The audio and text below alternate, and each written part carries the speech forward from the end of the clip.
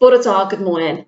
I'm Annie Bulman, Corporate Director at Powys County Council and Director of Social Services.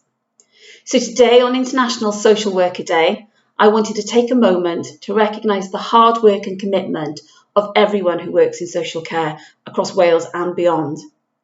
And in particular, our amazing social workers, frontline care staff, unpaid carers and colleagues in the voluntary sector.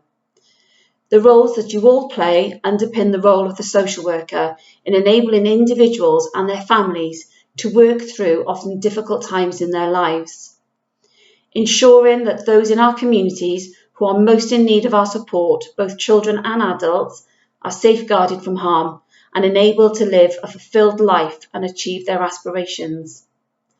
The theme for International Social Work Day this year is a bunty, I am because we are. And this pays credit to the whole sector working together with people and their families to deliver better outcomes. This resonates with me on a personal basis, as I am because we are. My job is made so much easier because of the talented people I work with day in and day out, and I am proud and humbled to work with all of you.